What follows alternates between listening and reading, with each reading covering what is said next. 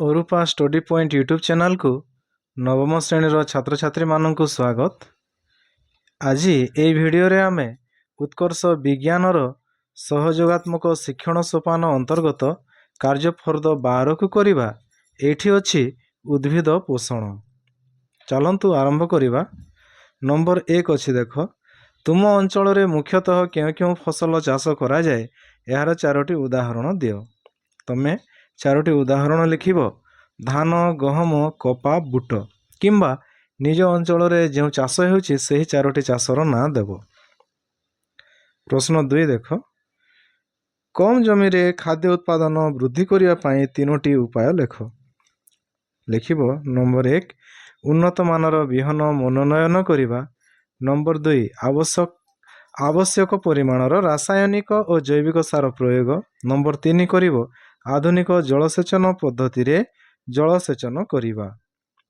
तापरे नंबर 3 देख, एठी अछि निम्नलिखित सार मानक मध्यरु रासायनिक और जैविक सार गुड़िक अलगा करे बाक्स मध्यरे लेख।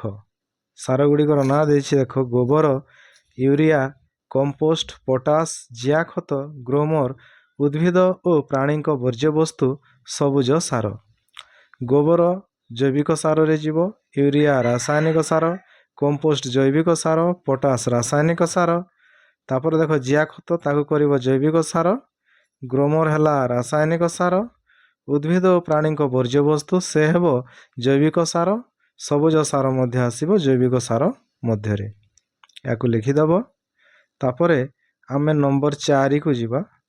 नंबर 4 रे अछि देख, जैविक सार और रासायनिक सार मध्यरे चारोटी पार्थक्य लेख। पार्थक्य लिखिबा जैविक सार और रासायनिक सार मध्यरे प्रथमे आमे लिखिबा जैविक सार। 1 नंबर दे लिखिबो, जैविक सार साधारणतः उद्भिद तथा प्राणी मानकर देहावशेष और मूलमूत्र आदिर अपघटन प्रक्रियारू उत्पन्न हुए। नंबर 2 करिबो, एथिरू अपेक्षाकृत कम परिमाणर पोषक द्रव्य उपलब्ध हेले मध्य जैव पदार्थ बेसी मिले। नंबर 3 रे उदाहरण देव गोबर खत, कंपोस्ट, सबुज सार, जिया सार इत्यादि। तापरे आमे रासायनिक सार लिखिबा। नंबर 1 रासायनिक सार एक अजैविक लवण। 2 नंबर लिखिब रासायनिक सार कारखाना रे प्रस्तुत हुए। नंबर 3 रासायनिक सार उद्भिद पोषक यथा जैवक्षारजान, फॉस्फोरस एवं पोटासियम आदि पोषक रे परिपूर्ण थाए। नंबर 4 रे लिखिब रासायनिक सारर बहुल व्यवहार फल मृत्तिकार उर्वरता कमी जाई थाए। वर्तमान देख नंबर 5 सबुज सार काहाकू कुहा जाए उदाहरण दियो। सबुज सार पई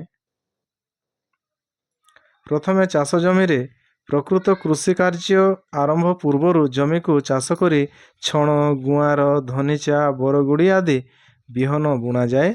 किछि दिन परे से सब मंजीरु गजा बाहरी छोट बड़ सबुज घास रे परिणत होई थाए।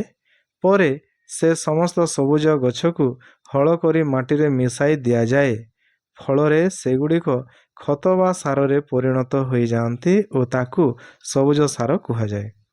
नंबर 6 देख, कंपोस्ट किपरि प्रस्तुत हुए। उत्तर रे लिखिब कृषि क्षेत्र तथा सहर आदिर जैव आवर्जना को गातरे पका जाए। यह अणुजीव मानक द्वारा अपघटित होई थाए। अपघटित होई 3-4 मास मध्यरे जो जैविक सार रे परिणत हुए ताहाकू कंपोस्ट कुहा जाए। एपरि भावरे सबु कार्यफर्द गुडी को करिवो।